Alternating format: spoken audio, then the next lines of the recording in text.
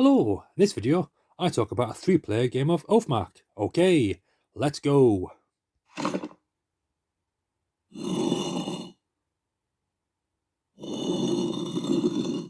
So I recently managed to get a 3-player game of Oathmark in. We all used 1,500 point forces. Seeing as my gnolls were getting a long overdue outing, I thought I'd use them as orcs. Sadly, I haven't had a chance to paint my gnoll character models as yet, so I had to use a standing bugbear provided by my opponent as an orc king.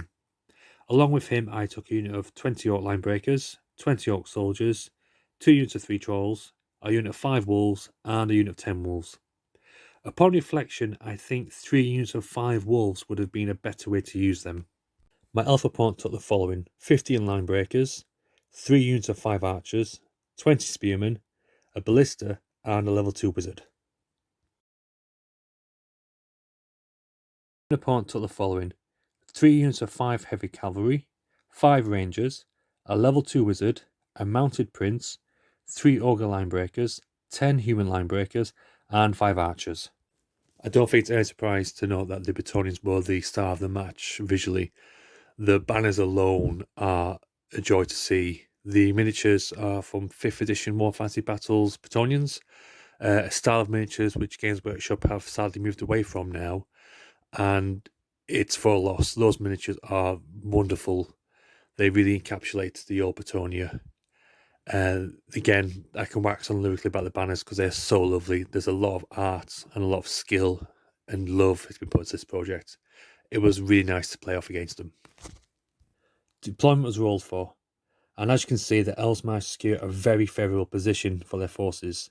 Meanwhile, the Bretonnians and gnolls found themselves funneled towards a meeting point in the middle of the table.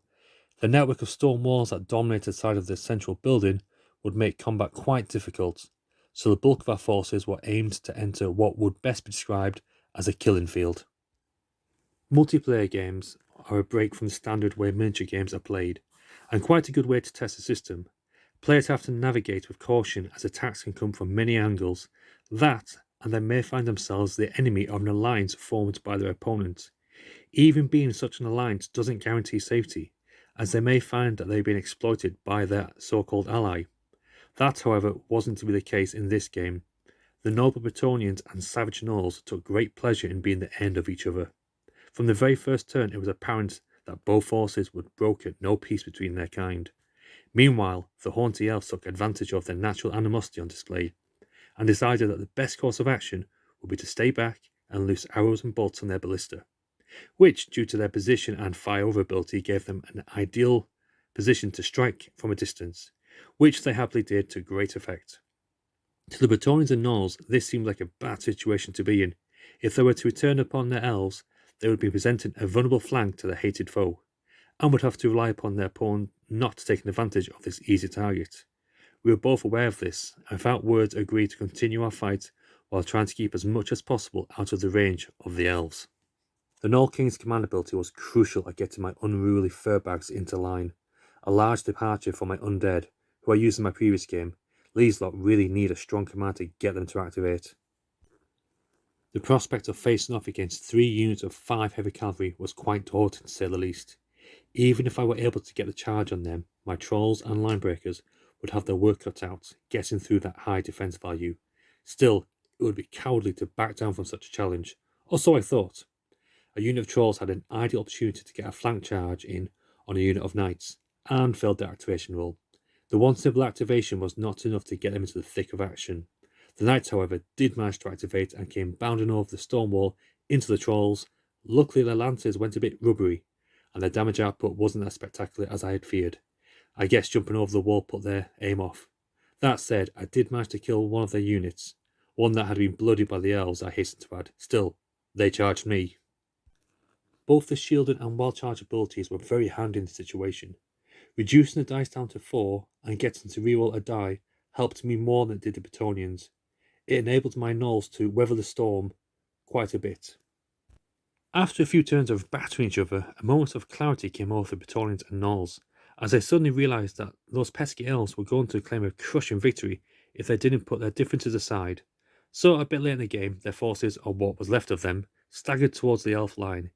Even then, treachery was afoot, but not from the savage gnolls, as one might expect. It came from the so-called virtuous Bretonnians, who decided to charge into the flank of my line breakers, and did quite a bit of damage. As such, this meant that the alliance was extremely short-lived, as we went back to our old ways of, well, battering each other. What little of our forces did get close to the Elves was cut down by some very accurate archery, as the mage had been increasing their bow skill during the game. Even the Ballista was given a boost. The Bretonnian Rangers were the only unit that had the joy of killing an elf unit, 5 archers, who were also the only elf unit to move the entire game. With the game looking to be a foregone conclusion, we wrapped up on turn 6. The elves had secured themselves a very conclusive victory, while the Bretonnians sat in a modest second place. The gnolls were very bloodied, and third place was to be their home. So what we're taking away from this? Well, first of all, never trust Bretonnians. But in all seriousness, I think using a pure melee force doesn't bode too well in Oathmark. While range attacks may not be enough to remove units, it does help reduce the combat effectiveness of enemy units. So I'll be adding some archers to my gnolls. I am very impressed with the performance of my line breakers and trolls, and as luck would have it, I have a second unit of line breakers to paint up. A unit of spearmen will also be of great addition, so those will be worked upon next. The game plays well with 3 players. Some multiplayer games tend to be an unfun experience due to the turn structure. However, the alternative activations in Oathmark help keep all players in the game and reduce downtime. It also makes it hard for one player to be ganged up on, as it will be difficult for 2 players to attack the same unit in one turn. Due to the way the Chaos format works for multiplayer games, it created a lot of interesting moments. It may be a format that some people are not in favour of, but I certainly enjoyed the experience and would recommend it to those who want to add some more fun and variety to their games. Enjoyed the video? Please leave a comment below. As always, I'll catch you later.